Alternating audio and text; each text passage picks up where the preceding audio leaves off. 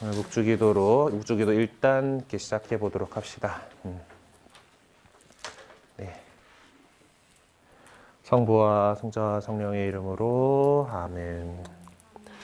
전능하신 천주 성부 천지의 창조주를 저는 믿나이다. 그 외아들 우리 주 예수 그리스도님 성령으로 인하여 동정 마리아께 잉태되어 나시고 본시오 빌라도 통치 아래서 고난을 받으시고 십자가에 못 박혀 돌아가시고 묻히었으며 저승에 가시어 사한날에 죽은 이들 가운데서 부활하시고 전능하신 천주 성부 오른편에 앉으시며 그리로부터 산이와 죽은 이를 심판하러 오시리라 믿나이다.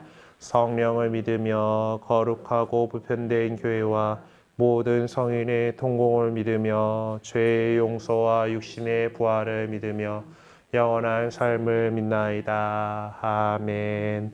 하늘에 계신 우리 아버지의 이름이 거룩히 빛나시며 아버지의 나라가 오시며 아버지의 뜻이 하늘에서와 같이 땅에서도 이루어지소서. 오늘 저희에게 일용할 양식을 주시고 저희에게 잘못한 일을 저희가 용서하오니 저희 죄를 용서하시고 저희를 유혹에 빠지지 않게 하시고 악에서 구하소서. 아멘. 은총이 가득하신 마리아님 기뻐하소서. 주님께서 함께 계시니 여인 중에 복되시며 태중의 아들 예수님 또한 복되시나이다.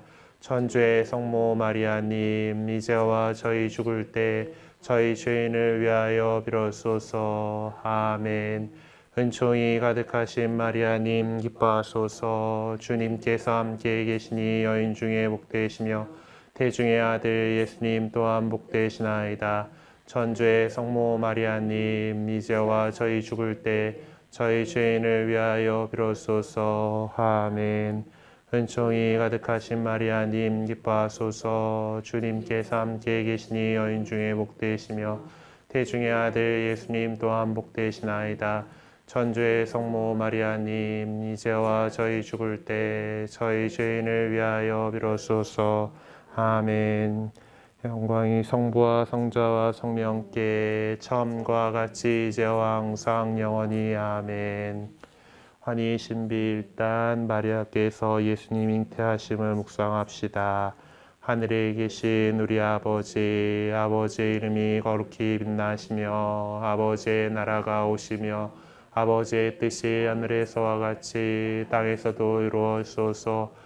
오늘 저희에게 일용할 양식을 주시고 저희에게 잘못한 일을 저희가 용서하오니 저희 죄를 용서하시고 저희를 유혹에 빠지지 않게 하시고 악에서 구하소서. 아멘.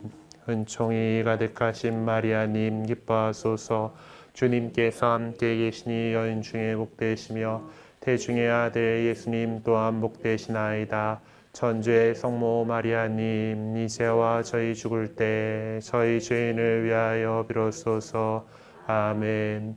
은총이 가득하신 마리아님 기뻐하소서. 주님께서 함께 계시니 여인 중에 복되시며 태중의 아들 예수님 또한 복되시나이다. 천주의 성모 마리아님 이제와 저희 죽을 때 저희 죄인을 위하여 빌어소서. 아멘. 은총이 가득하신 마리아님 기뻐하소서. 주님께서 함께 계시니 여인 중에 복되시며 태중의 아들 예수님 또한 복되시나이다. 천주의 성모 마리아님 이제와 저희 죽을 때 저희 죄인을 위하여 빌어소서. 아멘. 은총이 가득하신 마리아님 기뻐하소서. 주님께서 함께 계시니 여인 중에 복되시며 태중의 아들 예수님 또한 복되시나이다. 그의 성모 마리아님 이제와 저희 죽을 때 저희 죄인을 위하여 빌어주소서. 아멘. 은총이 가득하신 마리아님 기뻐하소서. 주님께서 함께 계시니 여인 중에 복되시며 태중의 아들 예수님 또한 복되시나이다. 천주의 성모 마리아님 이제와 저희 죽을 때 저희 죄인을 위하여 빌어주소서. 아멘. 은총이 가득하신 마리아님 기뻐하소서. 주님께서 함께 계시니 여인 중에 복되시며 태중의 아들 예수님 또한 복되시나이다. 천주의 성모 마리아님, 이제와 저희 죽을 때 저희 죄인을 위하여 비로소서. 아멘. 은총이 가득하신 마리아님, 기뻐하소서. 주님께서 함께 계시니 여인 중에 복되시며 태중의 아들 예수님 또한 복되시나이다. 천주의 성모 마리아님, 이제와 저희 죽을 때 저희 죄인을 위하여 비로소서. 아멘. 은총이 가득하신 마리아님, 기뻐하소서. 주님께서 함께 계시니 여인 중에 복되시며 태중의 아들 예수님 또한 복되시나이다. 천주의 성모 마리아님, 이제와 저희 죽을 때 저희 죄인을 위하여 비로소서. 아멘. 은총이 가득하신 마리아님, 기뻐하소서. 주님께서 함께 계시니 여인 중에 복되시며 태중의 아들 예수님 또한 복되시나이다. 천주의 성모 마리아님, 이제와 저희 죽을 때 저희 죄인을 위하여 비로소서. 아멘. 은총이 가득하신 마리아님, 기뻐하소서. 주님께서 함께 계시니 여인 중에 복되시며 태중의 아들 예수님 또한 복되시나이다. 천주의 성모 마리아님, 이제와 저희 죽을 때 저희 죄인을 위하여 비로소서. 아멘. 영광이 성부와 성자와 성령께 처음과 같이 이제와 항상 영원히. 아멘. 예수님, 저희 죄를 용서하시며 저희를 지옥불에서 구하시고 연옥 영혼을 돌보시며 가장 버림받는 영혼을 돌보소서. 성부와 성자 성령의 이름으로. 아멘. 네. 그래요. 이제 우리가 또 그 예비신자 교리를 해나가는 과정들이 이렇게 여러 단계가 있는데 오늘 또 이제 다음 단계로 이렇게 넘어가게 됩니다. 중간에 그 종이 색깔이 다른 게 한 장 껴 있죠? 교재 보시면은 오늘 이제 나가야 될 21과 앞에는 분홍색 종이가 하나 더 있어요. 제3편 정화 조명의 시간, 이렇게 조명의 기간이라고 되어 있는데 그 이제 전통적인 이제 우리 성당에서는 지금 예비신자 교리 기간이 짧아요. 지금 되게 길게 느껴지시겠지만은 우리가 하는 예비교리 시간은 전통적인 교리 있던 방법 그 시간에 비하면은 상당히 좀 짧은 교리입니다. 그래서 원래는 더 긴 시간을 두고서 이제 단계별 입교 뭐 과정 뭐 이렇게 해가지고 이렇게 진행이 되는데 이제 우리 반 같은 경우는 다행히 전통 교회의 오랜 전통에는 예수 부활 대축이 주님 부활 대축일에 세례 성사 어른 세례를 주는 거가 일반적이에요. 원래 이제 그때 예수님께서 지난번에 세례 성사에 대해서 설명을 드릴 때 말씀드렸지만 이제 물 속에 잠겨가지고 우리가 예수 그리스도와 함께 죽고 예수 그리스도와 함께 부활해서 새로운 사람으로 새로 부활한다라는 의미가 이제 그 물에 씻기고 물에 잠기고 하는 그것에 있다라고 말씀드렸잖아요. 그것처럼 주님께서 부활하신 그날에 원래 이제 어른들 성인 예비신자가 세례를 받는 거는 보통 그렇게 했어요. 옛날에 그랬고 예비신자 교리 해갖고 전 하겠다고 들어와가지고 세례 받는 데까지 3년 걸렸거든요. 옛날 예적이 그랬어요. 요즘에는 대부분의 성당에서 지금 우리처럼 한 6개월 정도 만에 이렇게 세례를 주게끔 이렇게 하고 있는데, 이게 그 당시에 그렇게 해왔을 때 이제 맨 마지막 과정이 지금 여기 얘기하는 정화와 조명의 기간이라고 하는 이런 시간이에요. 우리들이 이제 그동안에 이제 신자가 되기 위해서 준비들을 그렇게 해왔고, 그렇게 해왔던 그런 우리의 어떤 마음을 또 정화하고 이제 세례를 준비하고 또 그리고 우리에게 그 하느님께서 당신의 빛으로 우리를 비추어 주셔가지고 우리 그 신비에 대해서 더 알아갈 수 있도록. 그래서 그 이제 2월 14일 날이 이제 부활을 준비하기 위해서 이제 그 우리가 그 보속과 재개의 그 시간으로 삼는 사순시기가 시작되는 제수요일이에요. 그래서 그 예전에서도 이 정화 조명의 기간, 예비 신자들의 정화 조명의 기간이 바로 이 사순시기가 여러분들 정화 조명의 시간이 되어서 이때 마지막 준비를 이제 세례받기 위한 마지막 준비 과정에 들어가게 되고, 그리고 부활 미사 때 우리도 이제 그 4월 1일 날 부활 때 이제 세례 받으실 거잖아요. 그 부활 때 이제 세례를 받습니다. 그래서 뭐 정말 또 FM대로 하자면은 부활 그 난미사가 아니고 부활 밤미사에 이렇게 그 세례를 받았어요. 그러니까 부활절 이제 그 밤에 이제 모여가지고 부활 밤미사에는 독서가 7개, 서간 1개, 이제 복음 1개 이렇게 말씀을 갖다가 쫙 듣는데 구세사의 이 역사가 쫙 이렇게 나오거든요. 물론 요즘에는 그렇게 했다가는 우리 할머니들이 쓰러지시고 그렇게 난리가 나기 때문에 이제 많이 줄여가지고 이제 몇 개 그 가운데 중요한 독서들만 이렇게 읽는데 예전에는 그렇게 여러 가지 7독서까지 쫙 이렇게 구약 성경 안에서 어떻게 하느님께서 우리를 이렇게 이끌어 오셨는가 그 사랑의 그 과정들을 다 독서 말씀을 듣고 이렇게 한 이유가 예비 신자들이 이제 세례받기 직전에 총정리하는 시간으로 이제 부활 밤미사가 하고 거기서 이제 그걸 갖고 나서 세례를 이렇게 받았어요. 그리고 기존의 신자들은 세례 서약을 갱신하는 그 예식을 같이 이렇게 부활 밤미사에 하는데 그걸 부활을 준비하는 사순 시기가 바로 이 여기 나오는 정화와 조명의 기간에 해당합니다. 그래서 이제 이 시간에는 이제 한 페이지 넘겨 보시면은 이제 나오죠. 이 기간은 일반적으로 사순 시기에 지내게 되는데 그렇지 않은 경우에도 예수님 부활을 준비하면 세례받을 준비를 잘할 수 있도록 교육부터는 영성 수련에 더욱 힘을 씁니다라고 이제 처음 문을 띄우고 있어요. 그러니까 전통적으로 사순 시기에 이렇게 했는데 우리는 마침 부활의 세례를 준비하다 보니까 타이밍이 잘 맞죠. 네. 이제 우리가 사순 시기에 어떤 이 재개를 지내면서 우리를 위해서 예수님께서 어떻게 순환하시 온바치셨고 그리고 우리가 그렇게 해서 구원받게 될 사람으로서 어떻게 살아가야 할 것인가 이제 그런 것들을 이제 하게 됩니다. 그래서 우리 교리서에 이제 21과부터 26과까지는 새 삶의 기준과 하나님 사랑과 가족 사랑, 생명 사랑 그렇게 해서 우리가 가톨릭 신자로서 이 세상에서 어떻게 어떤 기준을 가지고 살아가야 할 것인가에 대한 가톨릭 사회교리에 대한 내용들을 이렇게 다루게 돼요. 그래서 이 기간 동안에 이제 가톨릭 교회 교리서의 제3편 그리스도인의 삶을 공부하면서 또 이 지적이고 영적인 준비를 통해서 우리가 이제 앞으로 어떻게 살아나갈 것인가, 특별히 하나님께서 우리에게 주신 계명을 통해서 그것을 배우고 다짐할 수 있도록 합니다. 그래서 이제 마지막 이제 준비들을 해요. 이제 단계별 입교 예식으로 우리가 잘 이렇게 더 했으면은 원래 뭐 이제 수련식도 하고 뭐 이제 여러 가지 예식들이 있긴 한데 뭐 여기 적혀 있는 거가 FM이긴 한데요. 우리 본당에서는 아쉽게도 뭐 이런 것까지 다 하지는 못해요.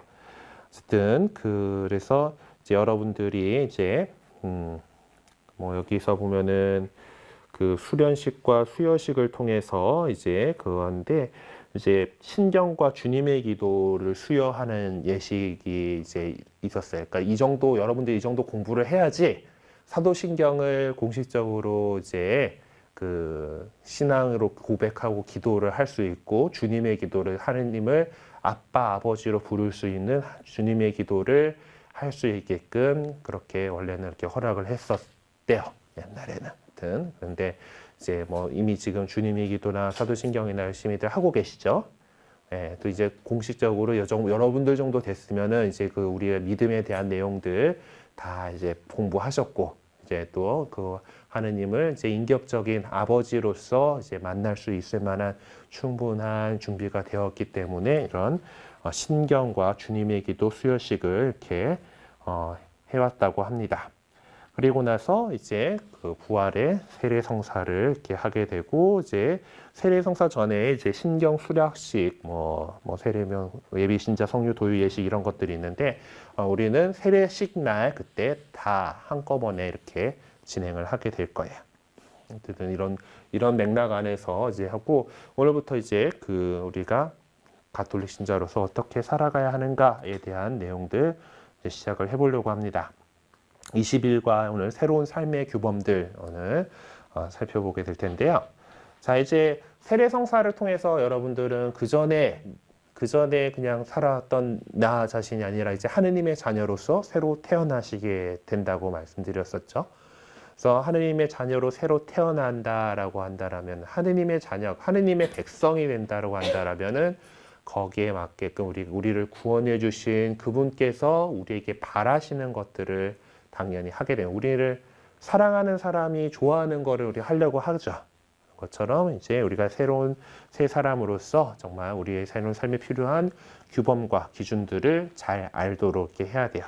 그리고 그런 하느님의 그 뜻이 우리에게 전해져 온 것들이 십계명이라던가 예수님께서 산상수훈에서 행복하여라라고 하는 그 선언이라든가 또 예수님의 그 복음 안에서 자주 우리 접하게 되는 어떻게 살아야 되는지 윤리적인 그런 권고들에 대해서 이렇게 배우고 그것들이 바로 하느님 사랑과 인간 사랑의 정신이다라는 것을 그렇게 해서 우리가 구체적으로 실현되는 것을 이렇게 알게 됩니다.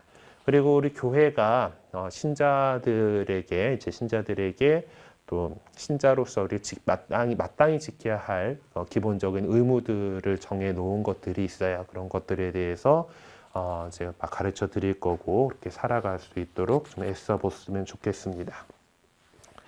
그냥 뭐 운을 떼는 것이 법에 대한 내용이죠. 우리가 살아가는데 이제 그냥 나 혼자 산다라면은 뭐 법 같은 거가 필요 없죠. 하지만 우리는 인간은 기본적으로 여럿이 모여서 살아가는 거고 여럿이 모여서 살아가는 가운데에서 서로가 서로에게 이제 무한 경쟁이 되지 않게끔 인간다운 세상을 이렇게 정글의 법칙이 아니라 인간의 법칙이 되려면은 법이 정해져 있어야 되고 서로 그 지켜야 할 것들이 있습니다. 그러니까 인간이 공동체를 이루어 살아갈 때 법이 필요한 거죠. 그리고 인간 사회는 법 없이 질서를 이룰 수 없고 질서가 없는 인간 사회는 상상할 수 없습니다. 근데 이제 인간이 만든 법은 완전치 않기 때문에 때때로는 인간을 억압하는 수단으로 전락하기도 해요. 그리고 하지만은 그 법을 우리는 그래도 최대한 공정하게 잘 만들기 위해서 계속해서 우리가 사회가 발전해 나가는 과정이 그런 과정이잖아요. 그 법이 최대한 공정하고 정의로울 수 있도록 이렇게 이제 만들어 나갈 수 있도록 우리가 민주주의라고 하는 이 정치 체제를 채택하고 살아가고 있는 것도 그리고 그 안에서 정치에 관심을 가지고 참여하고 또 뭐 국회의원이든 뭐 이제 의원들을 잘 뽑아가지고 그들이 제대로 입법 활동을 할 수 있게끔 이렇게 감시하고 보고하는 것들이 다 그런 이유 때문에 있습니다. 자, 일단 뭐 우리가 느끼는 법에 대한 감정에 대해서 얘기해 보시다라고 했는데 뭐 나눔을 일단 생략하고요. 네, 마테오 복음서에 나와 있는 이 복음 말씀을 잘 들어보도록 합시다. 어떤 사람이 예수님께 다가와 스승님, 제가 영원한 생명을 얻으려면 무슨 선한 일을 해야 합니까? 하고 물었다. 그러자 예수님께서 말씀하셨다. 어찌하여 나에게 선한 일을 묻느냐? 선하신 분은 한 분뿐이시다. 내가 생명에 들어가려면 계명들을 지켜라. 그가 어떤 것들입니까? 하고 또 묻자 예수님께서 이르셨다. 살인해서는 안 된다. 간음해서는 안 된다. 도둑질해서는 안 된다. 거짓 증언을 해서는 안 된다. 아버지와 어머니를 공경하여라. 그리고 내 이웃을 너 자신처럼 사랑해야 한다는 것이다. 그 젊은이가 그런 것들은 제가 다 지켜왔습니다. 아직도 무엇이 부족합니까? 하고 다시 묻자 예수님께서 그에게 이르셨다. 내가 완전한 사람이 되려거든 가서 너희 재산을 팔아 가난한 이들에게 주어라. 그러면 네가 하늘에서 보물을 차지하게 될 것이다. 그러고 나서 나를 따라라. 그래요. 이제 보면은 여러 가지 계명들이 나오죠. 네, 그렇죠? 살인해서 안 된다, 간음해서는 안 된다, 도둑질해서는 안 된다, 거짓 증언해서는 안 된다. 이제 아버지 어머니를 공경하여라. 이런 것들은 우리가 인간이라면 당연히 지켜야 할 그런 것들입니다. 그리고 그것들 하느님께서는 그런 것들을 우리에게 또 계명으로 주셨어요. 네, 그리고 이웃을 너전처럼 사랑해야 한다라는 것은 앞에 이런 여러 가지 계명들을 다 이렇게 종합하는 그런 거죠. 이웃을 사랑하는 것. 그리고 이제 이 이야기에서 이 젊은이는 사실 좀 부자 청년이었다라고 얘기를 해요. 돈이 많은 사람인데, 완전한 사람이 되고 너 팔아서 가난한 이들에게 나눠줘라라는 이 말을 듣고 이제 이 사람은 사실 시무룩해져가지고 돌아갑니다. 예수님을 따르지 못하고, 이제 그 돈에 대해서 이제 넘어가게 되는데, 우리가 우리에게 맡겨져 있는 재산에 대해서 그것을 어떻게 사용할 것인가, 네, 그런 문제들도 이제 앞으로 또 다루게 될 거예요. 네, 그래요. 이제 우리는 세례성사를 받고서 하느님의 자녀가 될 겁니다. 그러면 그렇다면 우리는 하느님의 자녀다운 그 신분에 걸맞는 삶을 살아가야 하겠죠. 예수님께서는 하느님 나라에 대한 기쁜 소식을 선포하시면서 참 행복을 누리면서 살려면 먼저 회개해야 한다라고 가르치셨습니다. 그러니까 회개하고 복음을 믿으라라고 이렇게 말씀하시죠. 회개. 예, 뭐 전에도 말씀드렸습니다만 우리의 어떤 마음의 어떤 삶의 그 방향을 갖다가 돌려서 하느님께로 향하는 거죠. 그러니까 세상의 것들이 그 세상의 우상들이 주는 일시적인 위안이나 즐거움, 쾌락 그런 것들을 추구하던 지단란의 삶을 떠나서 하느님만을 믿고 하느님께 모든 것을 내맡기고 오직 그분의 가르침대로 이제 살아가려고 하는 겁니다. 이제 하느님께로 우리 삶의 방향을 딱 돌려놓는 거죠. 회개의 삶은 사실 우리가 우리 힘으로 되는 것이 아니라 세례 때 우리가 받게 돼 우리에게 베풀어 주시는 은총으로 가능합니다. 그래서 이 은총을 통해서 우리는 하느님하고 친밀한 관계를 맺으면서 살아가려고 하는 마음을 갖게 되는데요. 그것을 가리켜서 주님을 향한 덕, 향주덕이라고 해요. 향주 3덕, 세 가지 덕이기 때문에 이렇게 하죠. 그것이 바로 믿음과 이제 뭐라고 했나? 희망과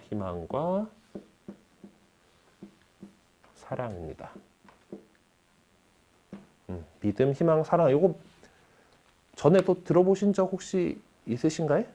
네, 이런 중요한 이제 덕목과 이제 주님을 향해 가는 세 가지 덕이라고 해가지고 이제 믿음, 희망, 사랑. 그래서 이거를 갖다가 이제 한자말로 쓴 거가 이제 믿을 신자하고 이제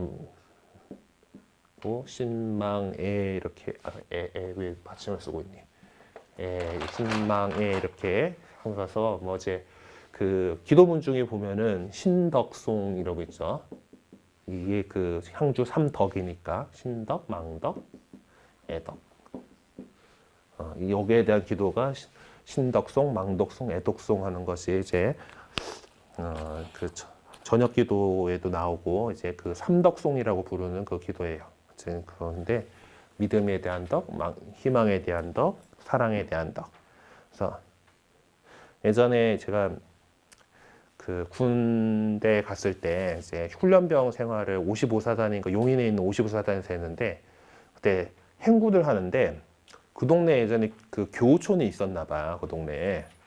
고개 이름이 처음 막 갔는데 애덕고개래. 어쨌든 그러니까 망덕고개가 나오는 거야. 신덕고개가 있네. 무슨 이 신덕, 애덕, 망덕 해가지고 그 고개 이름이 이렇게 붙어 있는 동네가 있던데 이제 아마 거기에 이제 예전에부터 이제 우리 신자들이 그쪽에 많이 살았던지 고개 이름을 갖다가 이제 이거를 해갖고 붙여놨던데, 아무튼 우리가 하느님을 향하게 되는 덕, 믿음과 희망과 사랑 이걸 이렇게 얘기합니다. 그래서 이제 우리 믿음은 하느님께서 우리에게 말씀하시고 계시하신 것, 거룩한 교회가 우리에게 믿도록 제시하는 모든 것을 믿는 그런 거죠. 뒤에 가가지고 한번 그거 삼덕송 한번 찾아봐 볼까요? 여기 그 255쪽에 보면은 255쪽은 신덕송 해가지고 하느님께서는 진리의 근원이시며 그르침이 없으심으로 계시하신 진리를 교회가 가르치는 대로 굳게 믿나이다 라고 이제 우리가 이제 신덕을 바라면서 바치는 기도예요. 믿음의 덕을 바라면서. 그러니까 믿음이라는 같은 건 말씀하고 계시하신 것, 그리고 교회가 우리에게 믿도록 제시하는 것을 믿겠다라는 거죠. 그리고 망덕송 한번 봅시다. 망덕송은 하느님께서는 자비의 근원이시며 저버리심이 없으심으로 예수 그리스도의 공로를 통하여 주실 구원의 은총과 영원한 생명을 바라나이다. 우리가 이제 신자로서 이제 하느님 자녀로서 하느님께 바라는 거가 뭐예요? 구원받으려고 하는 거잖아요. 그렇죠? 구원의 은총과 그리고 우리가 얻게 될 영원한 생명. 이제 여기서 썩어 없어질 생명이 아니라 영원한 참된 생명을 바라면서 우리가 하느님께 자녀로서 하느님의 뜻에 맞게 살아가려고 하는 거잖아요. 그 희망에 대해서 이야기하는 겁니다. 그러니까 그리스도의 약속을 신뢰하고 우리의 행복인 하늘나라와 영원한 생명을 갈망하는 것이죠. 그 애덕성은 뭐죠? 애덕성 보시면은 하느님께서는 사랑의 근원이시며 한없이 좋으심으로 마음을 다하여 주님을 사랑하며 이웃을 제 몸같이 사랑하나이다 라고 우리 기도해요. 저는 우리가 참 사랑의 근원이신 하느님에 대해서 알고 우리가 그 하느님을 사랑하고 또 하느님을 사랑하는 사람답게 우리 이웃도 사랑하겠습니다 라는 거죠. 예, 하느님을 그 어떤 것보다 사랑하고 그래서 마음을 다하여 주님을 사랑한다라고 했죠. 마음을 다하여 사랑하고 그리고 그 사랑 때문에 하느님에 대한 그 사랑 때문에 우리가 이웃을 사랑하는 거죠.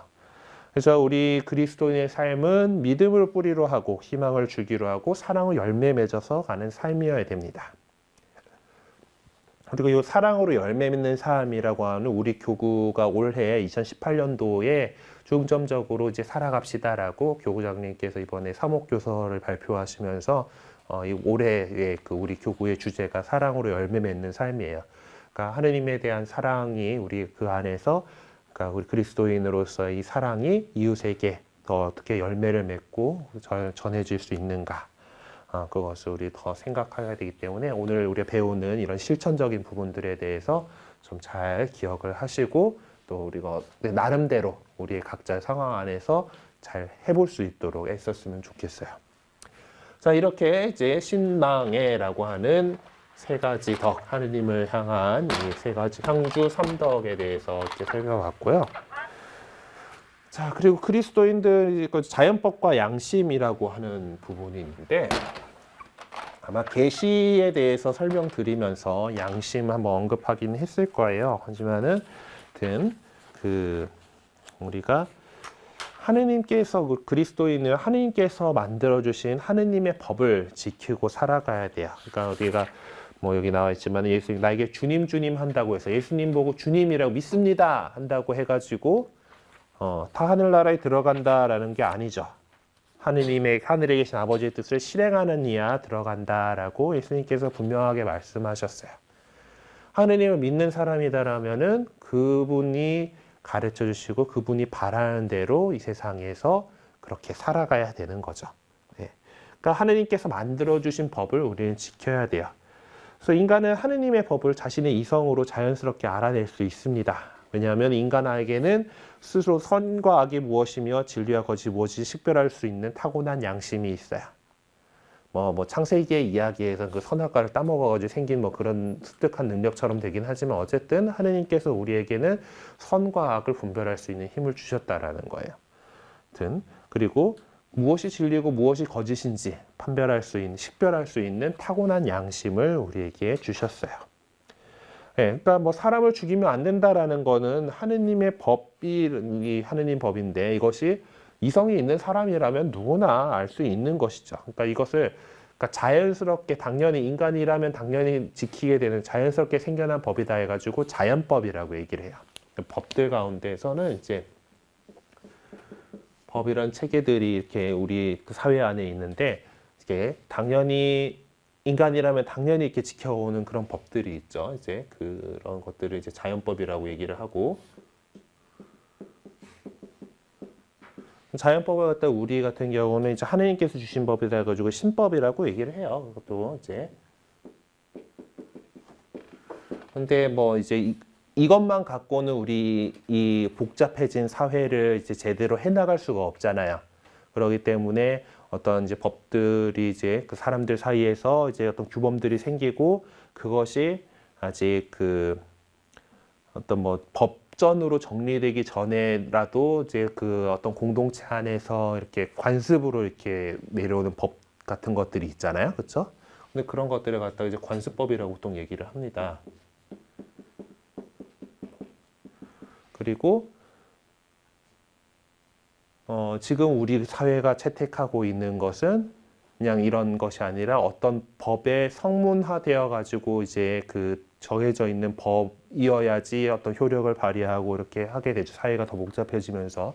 그래서 그런 성문법으로 이렇게 그냥 글자로 이렇게 딱 정해진 그런 법을 이렇게 보통 이렇게 법 같아서 이렇게 얘기를 하는데, 일단 기본적으로 이전에는 그 베이스가 되는 것이 자연법이다라는 거예요. 그 자연법은 하느님께서 우리에게 주신 그런, 그러니까 우리에게 주어주신 양심을 통해서 우리 인간들에게 주신 그런 법이죠.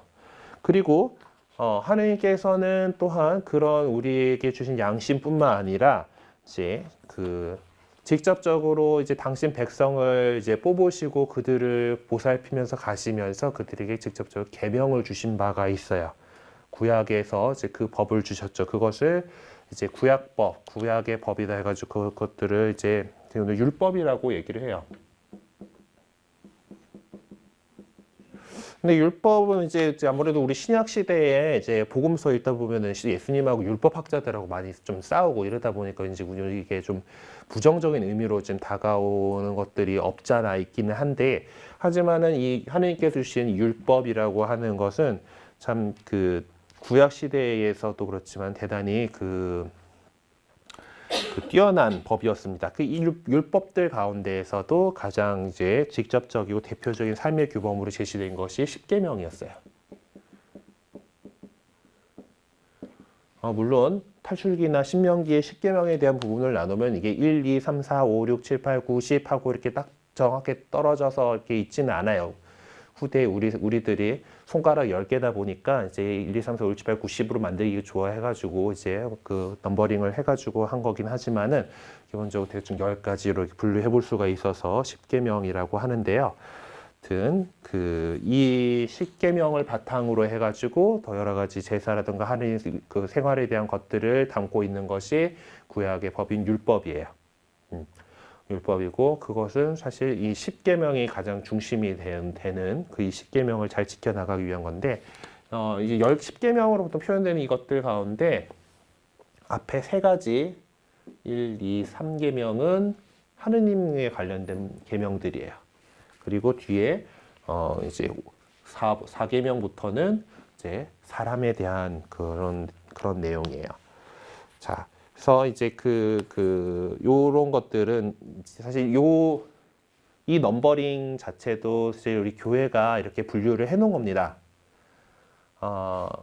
이제 여러분들 가운데에서도 개신교회를 다니다가 오신 분이 있으시지만은 개신교회에선 넘버링이 달라요. 여기 지금 우리 거기는 이제 1, 2, 3 이거 1계명을 하나 더 세분화시켜 가지고 1, 2, 3, 4계명까지가 하느님에 관련된 내용이고, 이제 우리는 9, 10 이걸 따로 분류해 놓은 거 갖다가 하나로 뭉쳐 가지고 이제 10계명으로 보고 있어요. 그러니까 개신교 신자들하고 이제 10계명이 넘버링이 좀 다르긴 한데 크게 중요하지는 않은 거죠. 어차피 같은 내용이고 이제 하느님께서 이렇게 주신 법이고, 특별히 이것은 인간이 깨쳐야 할 정말 보편적인 진리이기 때문에 시대를 초월해서 누구나 지켜야 할 그런 의무들입니다. 봐도 지금 와가지고 지킬 필요가 없는 그런 것들은 없잖아요, 그렇죠? 예. 그래서 우리 교회 가톨릭 교회가 이제 정리한 10가지 계명을 하가 첫 번째 1, 한 분이신 하느님을 흠숭하여라. 2계명이 하느님의 이름을 함부로 부르지 마라. 3계명이 주의를 거룩히 지내라. 4계명이 부모에게 효도하여라. 5계명이 사람을 죽이지 말라. 6계명이 간음하지 마라. 7계명이 도둑질을 하지 마라. 8계명이 거짓 증언을 하지 마라.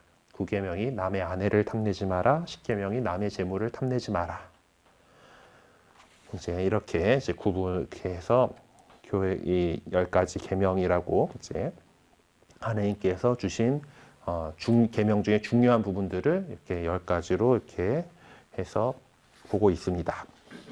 근데 사실 그 구약 성경에 보면은 이제 3계명 주의를 거룩히 지내라라는 계명은 거기는 안식일을 거룩하게 지내라예요. 그렇죠? 일주일에 1시간 안식일을 지내라라는 건데, 이제 또 그 안식일 거룩하게 지내랬지 어디 주일 거룩하게 지내랬냐 해가지고 이제 굳이 토요일을 지키는 그런 사람들도 있기는 있어요. 예, 제7 안식일 재림교회라든가는 그런 데들이 있는데, 우리는 안식일 다음 날인 주일을 거룩하게 지내죠. 왜냐하면 신약의 백성이기 때문에 예수님께서 그때 부활하셨음을 기념하는 거고, 주일은 작은 부활이라고 아마 말씀드렸을 거예요.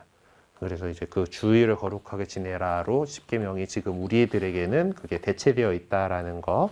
그래서 누가 또 이제 이런 거 갖고 또 막 그 포교하면서 막 이제 그런 거 어디 이제 성경에 안식일을 거룩하게 지내라 했지 주일 거룩하게 지내라 했냐고 막 이제 그렇게 얘기하는 그런 사람들이 있어서 이제 좀 말씀드리는 거예요.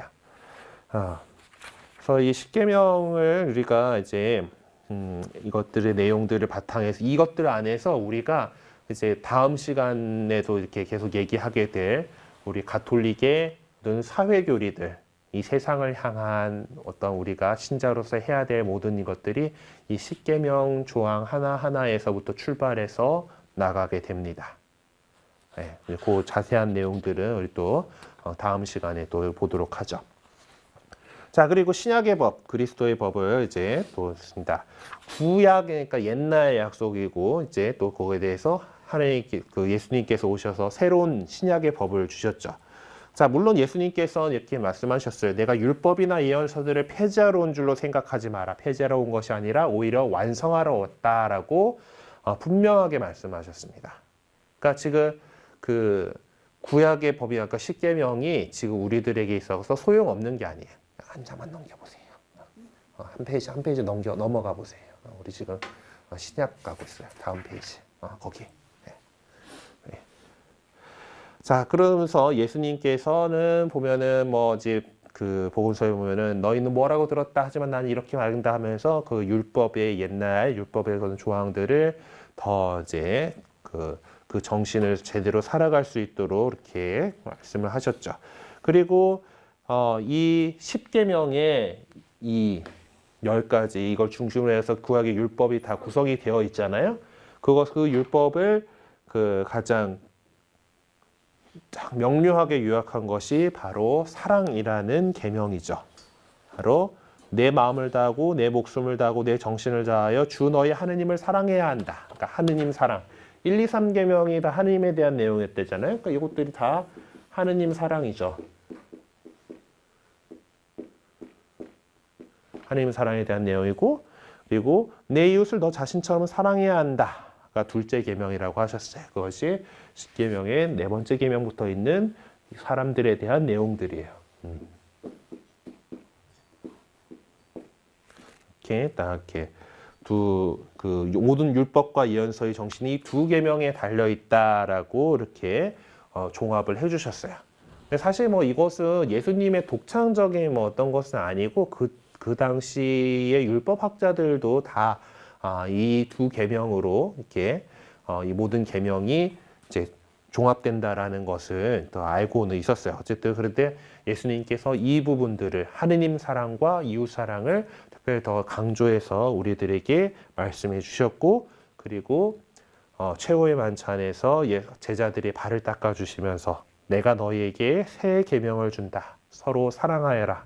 내가 너희를 사랑한 것처럼 너희도 서로 사랑하여라 라고 하는 사랑을 실천하라는 계명을 주셨습니다. 이 말씀처럼 이제 우리에게 신약의 백성인 우리들에게 주어진 새 계명의 기준은 예수님의 사랑이에요.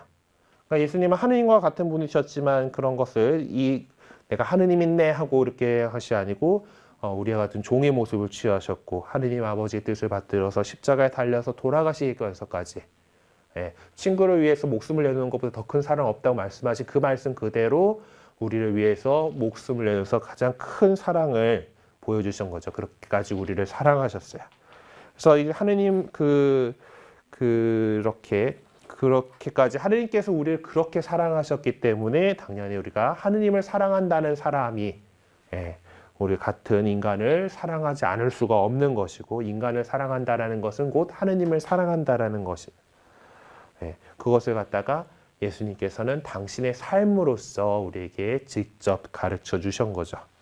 그래서 이 사랑이라는 새 법의 이제 정신은 또한 예수님께서 말씀하신 8가지 참 행복에 대한 가르침으로 잘 나타나 있습니다.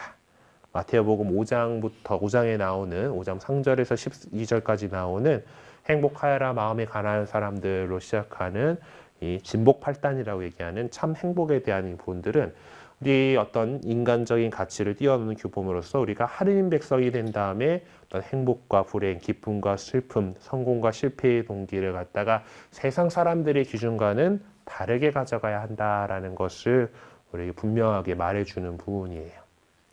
네. 마음이 가난한 사람들이 행복하대. 근데 우리 세상의 것대로면은 가난한 사람이 행복해요, 부자가 행복해요? 뭐 사실 또 보면은 부자라고 행복한 건 아닌 것 같긴 한데 어쨌든 또 보통 우리는 돈이 많아야 행복하다라고 일반적인 사람들은 그렇게 생각하지만은 가난한 사람들이 행복하다. 지금 울고 있는 사람이 행복하다.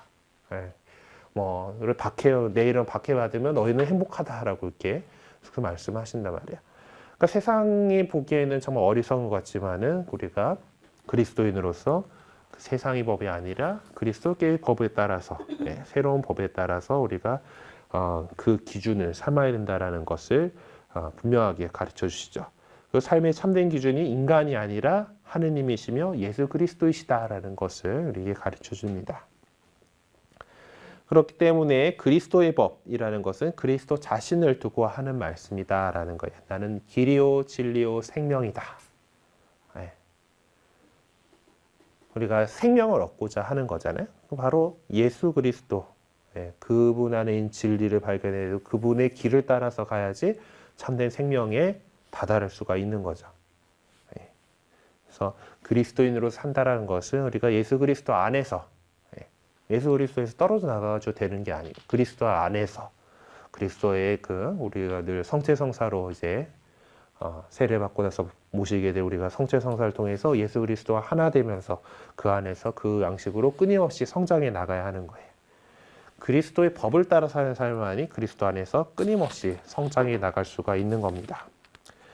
그리고 또한 그리스도의 법은 성령의 법이기도 해요. 하느님께서는 이제 당신 자녀로 새로 태어난 그리스도인들에게 당신의 백성으로서 지켜야 될 삶의 규범들을 이렇게 주십니다. 그리고 성령께서는 그리스도의 영이시기 때문에 우리 안에 머물러 계시면서 우리가 죄에서 벗어나서 그리스도와 함께 사랑의 삶을 살아갈 수 있도록, 더 사랑하면서 살 수 있도록 이끌어 주시고 격려해 주시고 힘 주시고 모든 우리에게 이러한 은사들을 주시는 거예요. 그래서 이제 우리는 사실 나약한데 그런 인간이 생활 안에서 우리가 그리스도의 법을 실천할 수 있는 것은 성령께서 하느님의 사랑을 우리 마음에다가 부어주셨기 때문에, 이걸 뭐 사도 바오로께서 로마인들에 보낸 편지에서 말씀하신 것을 인용해서 한 거예요. 하느님의 사랑을 우리 마음에 부어주시기 때문에 그것이 가능한 겁니다. 바오로 사도는 구약의 법을 이야기하면서 문자는 사람을 죽이고 성령은 사람을 살립니다 라고 이렇게 말씀하셨어요. 그러니까 율법이, 문자로 쓰인 율법이 무엇을 해야 되고 무엇을 하지 말아야 된다라고 말해줄 뿐이지만은, 그러면서 이대로 안 하면은 혼난다, 멸망한다.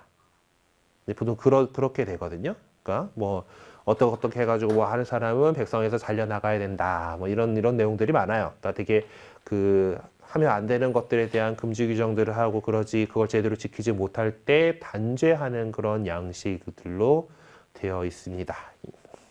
옛날 거니까 이제 미사 때 보면은 이제 아이들이 복사를 쓰죠. 이제 양옆에 이제 복사 서요. 얘들한테는 이제 동작을 갖다가 하나하나 다 설명을 해줘야 돼요. 아이들은 잘 모르니까.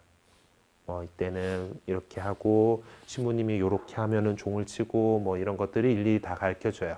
하지만은 이제 신부님들끼리 이제 공동 집전을 하고 이제 그럴 때면은 필요할 때는 신부님들이 또 주교님의 복사를 쓰거나 할 때가 있어요. 지난번에 혹시 사제 서품식 2월 1일 날 있었던 거 혹시 평화방송에서 보셨는가 모르겠는데, 그때 보면은 이제 교구장 우리 추기경님 옆에서 복사를 쓰고 있는 건 신부님들이에요. 보면 신부님들 같은 경우는 이 전례의 내용들에 대해서 이제 그거에서 잘 알고 있잖아요. 그럼 우리끼리는 딱히 뭔가 동작에 대해서 이제 이런 것들을 세세하게 그렇게 교육받지 않아도 돼요. 그냥 주례자가 잘 이것들을 진행해 나가는데 편할 수 있도록 착착착 알아서 도와준단 말이에요.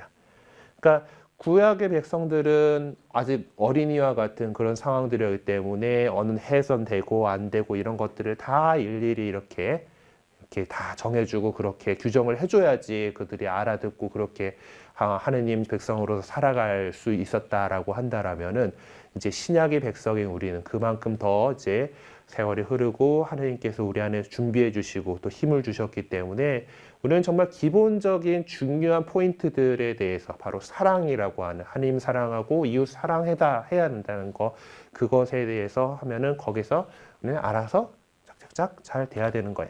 그래서 그렇게 할 수 있도록 또 성령께서 우리 안에서 움직여 주신다라는 거죠. 그 전에 율법으로 그렇게 다 일일이 규정하고 막고 이렇게 했던 그것이 그런 것은 오히려 옛날에 그 문자는 어떤 생명을 죽이고 사람을 죽이고 이제 그런 거지만은 성령의 법은 그것을 우리가 올바르게 알고 깨닫고 그것을 수행할 수 있는 의지와 능력까지 더해 주신다라는 거죠. 그렇기 때문에 우리가 어떤 행동을 할 때 우리 안에서 작용하시는 그리스도의 가르침과 성령의 인도에 귀 기울여 보려고 애쓰는 게 필요합니다. 과연 예수님께서라면 어떻게 하셨을까? 예수님께서라면 어떻게 하셨을까? 이 질문. 과연 내가 이 상황에 뭔가 선택을 해야 됐을 때 예수님께서라면 과연 어떻게 하셨을까? 이거 한번 떠올려보고 거기 마음에서 성령께서 우리에게 주시는 그 마음의 움직임에 귀 기울이고 그걸 따라갈 수 있도록 이렇게 써봐야 합니다. 자, 그리고 이제 실정법과 교회법인데 하느님의 법이 우리 인간의 삶의 규범으로서 온전히 기능하기 위해서 인간이 만든 법인 그 실정법, 그 시대에 맞춰가지고 있는 법에 대해 법도 이제 필요해요. 그러니까 우리가 살아가는 이 세상은 지금 대한민국이라는 사회는 대한민국의 법률에 다 지배를 받고 있죠. 우리는 대한민국은 민주공화국이고 그리고 법의 지배를 받는 그런 나라이기 때문에 이제 실정법이 분명히 있습니다. 근데 이제 실정법은 이제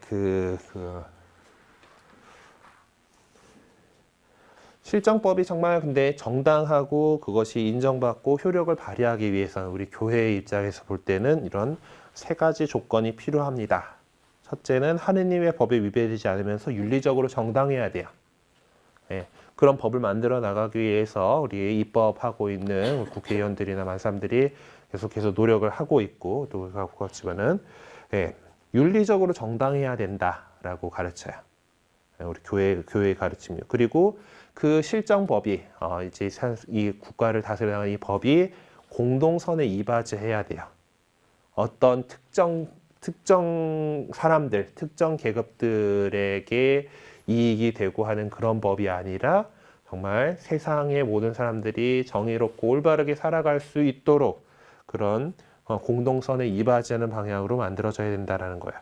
그리고 셋째는 보통 사람이 지킬 수 있는 범위와 수준의 것이어야 된다는 거예요. 예수님이 옛날 율법학자들에게 되게 뭐라고 했던 거가 율법을 정확하게 지켜야 했다면서 애매한 부분들에 대해서 이제 여러 가지 규칙들을 만들어 놨잖아요. 그거 다 지키려면은 보통 사람들은 너무 힘든 거예요. 정말 잘 먹고 잘 사는 자기네들이나 그런 것들 다 지켜가면서 올바로 살 수 있었지 일반인들은 그렇게 못했던 거거든요. 그래서 막 그런 법규를 너무 올가매고 그러기 때문에 우리 정신에 대해서 얘기하고 그런 그 잘못에 대해서 꾸짖으셨던 거예요. 마찬가지로 우리 교회 역시 지금 이 세상의 법들이 어떤 이 법이 보통 사람이 지킬 수 있는 범위와 수준이어야 한다라고 가르치는 거예요. 그렇게 이제 하나님의 법에 위배되지 않고 윤리적으로 정당하고 공동선에 이바지하고 그리고 보통 사람들이 지킬 수 있을 만한 그런 법, 그 수준으로 이렇게 이런 걸 만들어진 국가법이나 국제법은 누구나 지켜야 될 규범으로서 올바르게 작용을 하는 거죠.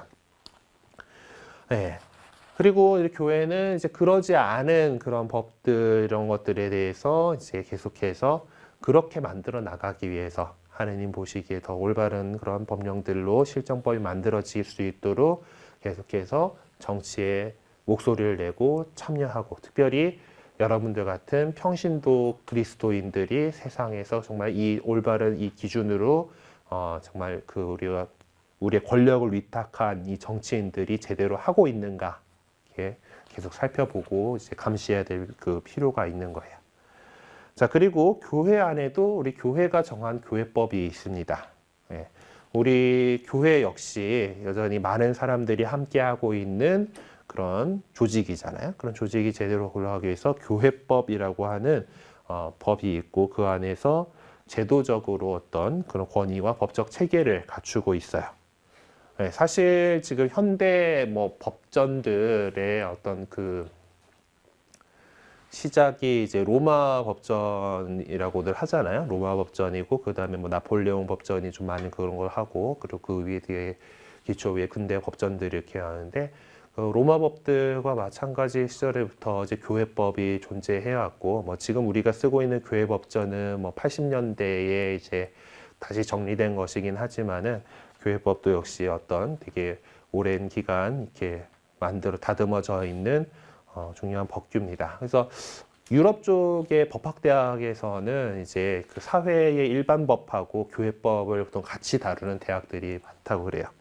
어쨌든 이 안에서는 이제 우리가 그리스도인으로서 지켜야 될 일반 규범들 그리고 뭐 성사들을 어떻게 진행돼야 되는지 교회가 어떻게 운영돼야 되는지 뭐 이런저런 규율들을 이렇게 적어 놓고 있습니다. 그리고 이제 교회법은 좀 특징이 이제 꼭 라틴어하고 이제 그 나라 말하고 대역으로 이렇게 하게 돼 있어요. 그러니까 기본적으로 이제 라틴 말이 이제는 이제 그 일상 언어로서 이제 생명을 잃었잖아요. 그러다 보니까 이제 어떤 법규를 정확하게 이렇게 그 표현을 하기 위해서는 오히려 그게 더 괜찮은 거야. 딱 부러지게 그거가 정확하게 정의되고 하는 것들에서 그리고 뭐 그래서 라틴어로 이렇게 본문이 있고 한쪽에 이제 그걸 번역한 우리 한국어 번역이 이렇게 있는데 하여튼 그 우리 교회가 그 하느님의 법인 사랑의 계명에 대해서 어떤 구체적인 실현 방향을 이렇게 제시하고 있는 그런 내용들입니다. 그래서 우리 신자들은 교회법을 지킬 의무가 있고요. 근데 사실 이것도 한 이따시만한 책이에요. 한 이만한 책으로 돼 있는데 모든 신자들이 교회법에 정통할 필요는 없고 그리고 교회법의 많은 내용들이 우리가 그냥 그 기본적으로 배웠던 교리 내용에 기반을 두고 있습니다. 뭐 하느님의 백성이 이제 어떻게 구성돼 있고 뭐 이 안에 이제 평신도들은 어떤 역할을 하고 이제 신부들 뭐 주요 성직자들 어떤 역할들을 하고 어떤 뭐 어떤 권한들이 있고 뭐 이런 것들이 정확하게 법률적인 용어로서 정리가 되어 있는 거예요. 그래서 이제 뒤에 보면 알아둡시다에 보면 있는 신자의 기본 의무에 나오는 이런 정도의 것들은 그래도 우리가 좀 알고 넘어가야 될 부분이라서 정리가 되어 있는 거예요. 교회법 안에서 이렇게 정리가 되어 있는데 일단 그쪽으로 먼저 좀 가서 봅시다. 교회가 정하는 신자의 기본 의무가 이렇게 6가지가 나와 있습니다. 그래서 첫 번째 의무가 주일과 의무주일, 의무대축일에 미사에 참여하세요라는 거예요. 그러니까 십계명 안에서도 주일을 거룩하게 지내라라는 그 계명을 지키기 위한 거고, 근데 주일 당연히 이제 그 부활을 기념하는 날이고 이제 매 주일에 미사 참례를 통해서 주일을 거룩하게 지낼 의무가 있습니다. 더 예전에는 이제 그 주일은 파공이라고 해가지고 이제 이스라엘 사람들이 안식일에 일 안 하고 이렇게 지키는 것처럼 그리스도 신자라면은 주일날 노동 행위를 하지 않고 이렇게 지내야 되는 거였는데 요즘 또 세상이 워낙 또 이렇게 복잡하게 돌아가고 또 이 주일에도 일을 해야만 하는 사람들이 있잖아요. 네, 그러기 때문에 그런 것들에 대해서 감면을 이제 해주고는 있지만은 가능한 대로 주일 미사 참례하고 주일은 좀 휴식 가운데 하느님에 대해서 더 많이 생각하고 거룩하게 지내려고 이렇게 애써야 합니다. 그리고 주일이 아닌 그 평일 가운데에서 우리가 이제 주일처럼 의무적으로 지켜야 되는 의무대축일이 있어요. 이제 의무대축일이 우리 원래는 이제 대축일이라고 하는 등급은 다 이제 그냥 그 국민 전체가 거의 가톨릭인 그런 동네들은 그날은 당연히 휴일이에요. 대축일도 파공을 지내야 되는 날이기 때문에 그냥 국가적으로 휴일인데 우리나라는 그렇지는 않잖아요. 그렇기 때문에 국가 공휴일로 되어 있는 날들로 이제 중요 대축일 4가지 대축일을 우리가 꼭 지켜야 될 걸로 나와 우리 신자의 의무로서 주일처럼 지내야 될 의무 대축일들이 있습니다.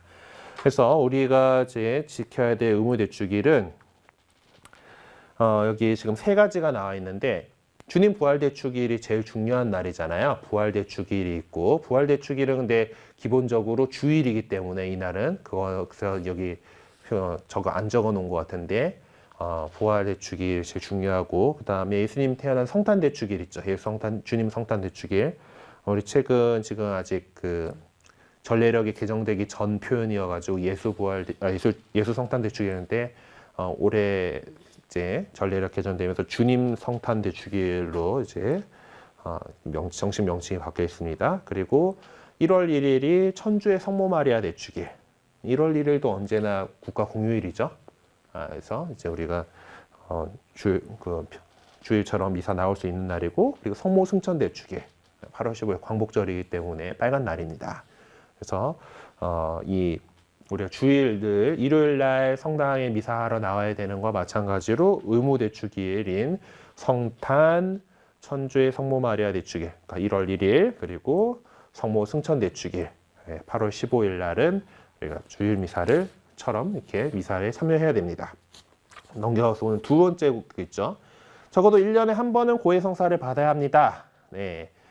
이것은 우리가 이제 그리스도의 신비체를 이루는 신자들이 우리 신원을 잃지 않도록 계속해서 하느님께 회개하는 삶 살아야 되잖아요. 우리가 하느님께 다시 회개하고 돌아갈 수 있도록 적어도 1년에 한 번은 고해성사를 합시다라는 건데 적어도 1년에 한 번이라는 건 의무방어전이죠. 이거 의무니까 말씀드렸지만 고해성사는 좀 더 자주 평소에 자주 하고 진짜 나이롱 신자라 하더라도 그래도 1년에 한 번은 고해성사 합시다가 이제 그거예요. 물론 냉담하시는 분들은 이렇게 되죠.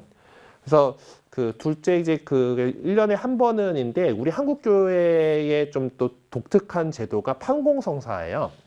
그래서 성탄 대축일과 부활 대축일을 앞두고 이제 판공성사표라는 게 나갈 거예요. 1년에 2번은 좀 하자가 이제 우리 한국 교회의 거예요. 판공성사표 나오면은 그때 그거 갖고 좀 고해성사를 하세요. 그리고 이 판공성사표라고 하는 거가 이제 우리 교회 안에 우리 좀 본당에서도 신자들이 신앙생활을 잘 하고 있는가를 판단하는 척도가 돼요. 매번 이제 우리 주일 미사 나오는 사람 다 출석 체크 못 하잖아요.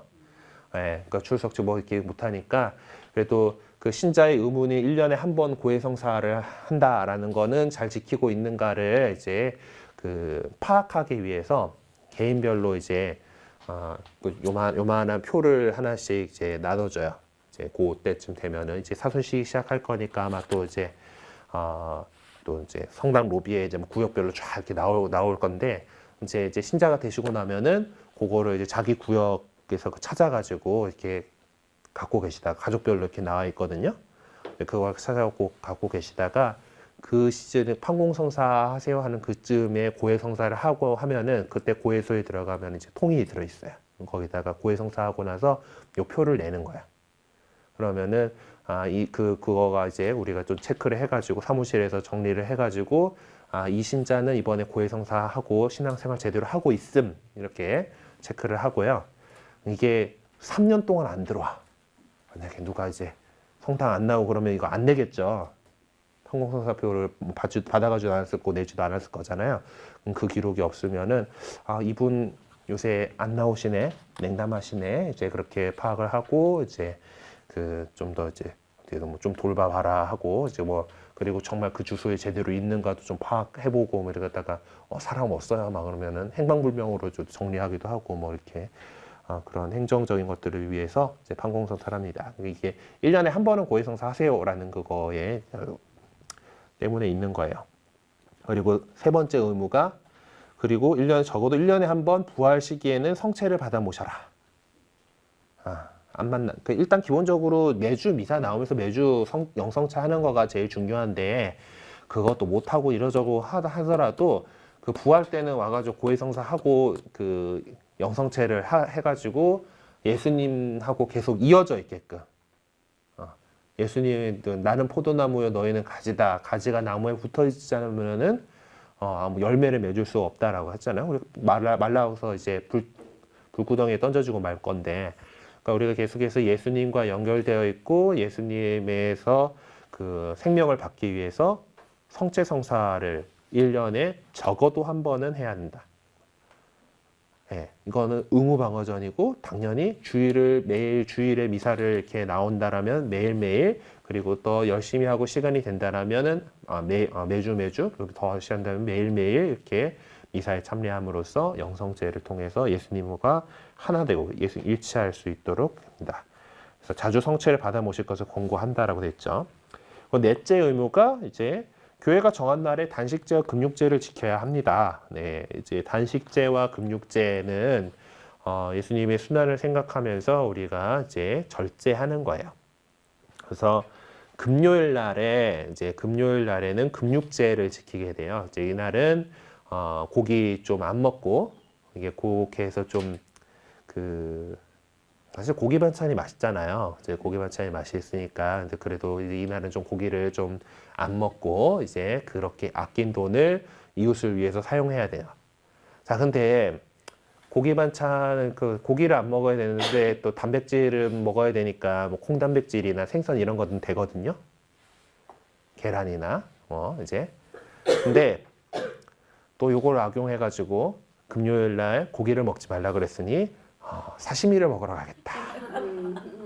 이러면은 오히려 더 비싼 거 먹는 거잖아요. 이거는 근육제의 정신이 아닌 거죠. 그래서 그런 것들을 이제 좀 잘 내가 제 정신이 무엇인가, 금육제를 하라고 하는 정신이 예수 그리스도의 순환을 생각한 금요일 날 예수님께서 돌아가신 날이기 때문에 네, 금요일 하루인데 요새 또 문제가 되는 게 주 5일째가 되면서 불금이라고 하잖아요. 금요일 저녁 회식이 많아, 이게. 매 금요일마다 금육을 지키는 거가 이제 그건데요. 가능하면은 좀 지키려고 노력을 하시고, 근데 회식같이 이제 나는 가톨릭 신자여서 금육을 지켜야 되니 나는 같이 먹지 않겠어요 하고 이렇게 또 굳이 그렇게까지 하실 필요는 없어요. 그래서 이제 뭔가 이렇게 우르르 가가지고 할 때는 금육을 이렇게 과면되긴 하거든요. 근데 대신에 그래도 내가 다른 평일에라도 하루를 그렇게 일주일에 한 번은 금육을 지키면서 이제 그런 것들을 모아서 가난한 이웃을 위한 그렇게 사용할 수 있도록 하셔야 돼요. 그리고 이제 단식제가 1년에 2번 있어요. 이제 돌아오는 14일 제2수요일이라고 하는 요 날하고 그 사순시기에 예수님께서 이제 돌아가신 날을 기념하는 성금요일, 요 두 날에는 달력에 보면은 금육과 단식이라고 적혀 있어요. 단식이라고 적혀 있는데 사순시기를 시작하는 제2수요일하고 그 예수님께서 돌아가신 거, 우리를 위해서 십자가 못 박혀 돌아가신 것을 기억하는 성금요일하고 1년에 딱 이틀인데요. 이때는 단식을 하는데 하루 종일 쫄쫄 굶는 건 아니고, 우리 보통 일반적으로 3끼 먹잖아요. 이번 한 반으로 줄이는 거예요. 한 끼는 싹 안 먹고, 한 끼는 간의 기별갈 정도만 먹고, 한 끼는 평소대로 먹고. 그리고 특별히 단식하는 날이면은 1년에 2번밖에 없으니까 당연히 금육도 같이 따라 붙거든요. 고기를 그것도 금육 같은 것도 이제 그 한 끼를 제대로 먹는데도 좀 소박하게 이렇게 먹고, 그렇게 우리가 좀 배고파 가면서 아낀 이거를 나 배고팠으니까 돈 세이브 했네 하고 딴 데 써버리면, 나를 위해 써버리면 그것도 소용없는 거잖아요. 그렇죠? 또 이것들을 모아서 가난한 이웃들을 위한 헌금, 특별히 이제 성금요일이나 성목요일 날 그 가난한 이들의 헌금이지, 성목요일 날 같은 데 이렇게 있고, 또 뭐 이렇게 여러 가지 그런 도움을 줄 수 있는 쪽으로 이렇게 활용을 하시면 됩니다. 그 단식제는 만 20살부터 환갑 때까지 지켜야 되는 거고요. 금육제는 만 16세부터 죽을 때까지 이렇게 지켜야 될 그런 겁니다. 하지만은 뭐 이제 그 내 직업이 육체 노동을 해야 되는 그 몸으로 뛰어야 되는 나 사람이라든가 아니면은 병자여서 내가 병원에 입원해 있어서 이제 병원 그 이제 충분한 식이를 섭취를 해야지 이제 건강을 회복할 수 있어야 된다라든가 아니면은 뭐 이제 자라나는 학생들이 이제 뭐 그런 경우에는 면제가 돼요. 예, 그리고 뭐 그 급식을 이렇게 단체로 식사를 해야 되는 그런 경우도 이제 군인들이라던가 나의 선택의 여지 없이 밥이 그렇게 나오는 그런 경우다라면은 그런 경우에도 이제 그 어떤 좀 그 관면은 되고요. 금육제 또 나와서 얘긴데 이번에 설날이 금요일이에요. 요런 날들 되면은 이제 교구장님께서 설날 명절이잖아. 명절인데 금육제 지킨다고 고기 안 먹고 있을 수는 없거든요. 이럴 때는 이제 민족의 명절인 설날이고 우리 친지분들과 이 지기에서 금육을 관면합니다라고 이렇게 또 이렇게 그렇게 지시가 와요. 그래서 뭐 저런 날들은 보통 이제 관면이 되니까 너무 걱정하지 마시고. 네. 이 제사상에 또 뭐 올려야 될 텐데 이제 차례상에다가 뭐 올리고 또 같이 또 뭐 먹고 해야 될 텐데 그렇죠. 단식 안 하셔도 돼요. 저 지났기 때문에. 그렇지. 하여튼 그 이번에 설날 같은 경우 금요일이지만은 교구장님께서 이제 그 금육 관면해 주셨다는 거예요. 자, 그리고 다섯 번째가 교회 유지비를 부담해야 되는 의무가 있습니다. 예. 우리가 지금 이렇게 그 같이 모여가지고 이제 공부도 하고 이제 하나님께 예배도 드리고 미사 지내고 이렇게 하기 위해서 우리는 그 밖의 시대가 아닌 이상에는 우리 신자들이 모일 집도 짓고 이제 요 건물들 유지하려면은 또 재화가 들고 또 그리고 교회가 여러 가지 이 세상에서 활동을 하기 위해서는 재화가 필요해요. 돈이 필요합니다. 그런데 이제 저희가 뭔가 수익 사업을 이렇게 할 수 있는 그런 단체가 아니잖아요. 예, 물론 뭐 아예 안 하진 않아요. 뭐 교회 안에 자산들이 있어가지고 그걸 활용해가지고 뭐 이제 뭐 명동 가면은 그 가톨릭 회관이 뭐 이렇게 건물들이 있잖아요. 그래서 뭐 그런 임대 수익들도 조금 뭐 있기는 하지만은 기본적으로 그건거 갖고 우리 그 교회를 다 이제 운영할 수는 없어요. 그렇기 때문에 우리 신자들이 어떤 교회의 유지비를 이제 부담을 해주셔야 될 그런 게 있습니다. 그래야지 뭐 저도 월급 받고 먹고 살 수가 있고 네, 여러분들이 안 내주시면은 저는 뭐 나중에 이제 뭐 정말 유럽 교회들 같이 지금 뭐 신자들이 많이 이제 이렇게 없어지고 한 그런 데서는 이제 신부님들이 되게 힘들게 이렇게 살아가고 계세요. 어떤 데서는 또 다른 직업을 가지고 또 일을 하셔야지 되는 데들도 있거든요. 근데 이게 기본적으로 이제 교회 유지비를 신자들께서 부담해 주셔야 된다는 거예요. 그래서 이거가 교무금이라고 하는 형태로 이렇게 있는데요. 그러니까 주일 헌금과 교무금이 이제 교회를 이제 유지하고 이제 이어나가게 하는 중요한 부분들입니다. 그래서 이제 다달이 교무금을 책정을 하셔가지고 좀 얼마간을 내주셔야 돼요. 네. 아마 이제 그 세례 받기 직전에 그 피정하고 할 때쯤 되면은 이제 교무금 책정해가지고 이제 이런 것들을 하시게 될 텐데 보통 이제 자기 수입에 이제 어느 일정 부분들을 이렇게 합니다. 뭐 물론 이제 그 구약 성경에 나와 있는 대로 뭐 11조 정신으로 뭐 이렇게 얘기를 하는데 10분의 1을 더석떼가지고 주시는 분들도 있긴 하지만은 우리 그 천주교 신자들은 보통 이제 30분의 1 정도를 자기 수입의 한 30분의 1 정도를 교무금으로 책정해서들 많이 하세요. 뭐 근데 영 형편이 안 된다 그러면 더 작게도 하실 수도 있고 뭐 내가 형편이 더 되고 충분히 내만하다라 그러면은 더 많이도 하실 수 있고 그렇게 하고 그래서 그 교무금으로 한 30분의 1 이렇게 하게 되고 그리고 또 헌금도 하시잖아요. 또 헌금도 하고 또 뭐 다른 뭐 여러 이제 자선 한다면서 모금하는 그런 단체들이 있잖아요. 이제 뭐 그렇게 하다 보면은 뭐 한 이제 교무금 30분의 1, 뭐 헌금 한 30분의 1, 그건 자선 30분의 1 좀 해가지고 11조 이렇게 하시면은 참 좋고, 예. 그래도 뭐, 갑자기 이 돈 얘기하려니까 좀 참 그렇긴 한데, 이제 어떤, 이렇게 또 내놓고 이렇게 충분히 또 이렇게 하신 만큼 또 하느님께서 또 잘 채워주신다 그러더라고요. 네. 그래서 네 그렇대요. 네. 자 그리고 여섯 번째로 이제 교회가 정한 혼인법을 지켜야 되는 부분이 있어요. 그러니까 혼인 성사 때 말씀드렸지만은 그런 그 혼인하는 남녀가 유효하고 합법적인 혼인 성사를 이루기 위해서 대해서 혼인 성사에 대해서 정해져 있는 교회법을 잘 지켜야 될 그런 의무가 있습니다. 이런 것들을 이제 앞으로 이제 이렇게 해주시면 잘 지켜나갈 수 있도록 해주셨으면 좋겠습니다.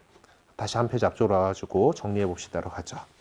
자, 이제 우리는 이제 세례 성사를 통해서 하느님의 자녀라는 새로운 신분으로 이제 살아가게 되죠. 그리고 그것에 걸맞게 우리가 살아갈 수 있도록 하느님께서 우리에게 주어진 양심의 그 자연법과 또 하느님께서 직접 성경을 통해서 교회를 통해서 주신 어떤 그런 규범들, 십계명 그리고 또 그 교회 그 하느님의 보시기에 충분히 올바른 그 국가의 실정법에 대해서도 잘 지키려고 해야 되고 그리고 교회 안에 교회법에 대해서도 지킬 수 있도록 해야 되죠. 하지만 제일 중요한 것은 그리스도의 법, 바로 예수 그리스도 그분이라는 거. 그래서 늘 이제 어떤 것들을 행동하고 할 때 예수님께서는 어떻게 하셨을까? 예수님께서는 어떻게 하셨을까?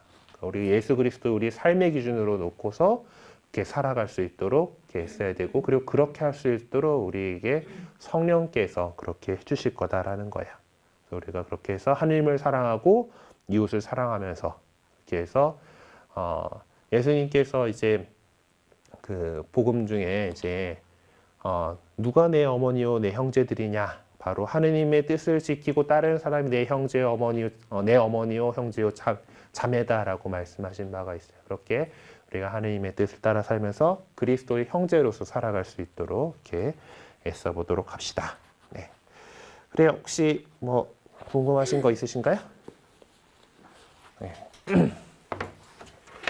그리고 보니까 우리 계획서 상에는 20일 날이 이제 여기도 교리를 하는 걸로 돼 있는데요. 지금 우리 주인 신부님은 그래도 설 명절 때 우리 직원들하고 뭐 이런 것들 좀 정확하게 또 쉬게끔 해주시려는 것 같아요. 근데 바로 이번에는 설 다음에가 주일이어가지고 바로 쉬지 못하고 19일, 20일을 성당 대체 휴일로 하기로 했습니다. 그래서 20일 날 성당을 안 열 거예요. 네, 그래서 20일 교리는 이제 어쩔 수 없이 휴강을 하게 됐으니까 네, 그날은 좀 기억해 주시고 네, 다음 주에도 한 번 더 말씀드릴게요. 13일 날도 말씀드리도록 할 거고 그리고 혹시 면담 그것들 다 혹시 적으셨어요? 그 사이에? 네? 이사 날은 안 되는 거죠? 네? 이사 날은 면담이 안 되죠. 이삿날. 일요일 날에는 일요일 날? 일요일 날에 잠깐요. 제가 이번 11일 날 같은 경우는 오후에도 지금 제가 다른 데를 가야 돼 가지고 지금 그럼 여기 뭐, 화요일은요 교회 하는 날인데 그거 제 코피 안 해놨어요? 여기 오후에 저녁 시간 때 교리 시간도 이렇게 잡혀 있거든요. 아, 가능하죠? 이거 내가 지금 코피를 해놓는데 깜빡했네. 그럼 안 돼요. 네, 화요일은 좀 그럼 다 빼야겠네요. 이때가 안 되는 거죠? 네. 아니 교리 끝나고 해도 괜찮아요. 20이시면 마지막 욕한. 전에는요? 네, 전에 전 시간 때. 전 시간 때. 시작하기 전에. 제가 왜 그럴까요? 그래 그때는 남겨놓읍시다. 네? 뭐 이거 웬만하면 좀 따로따로 했으면 싶어서요. 이거는 네.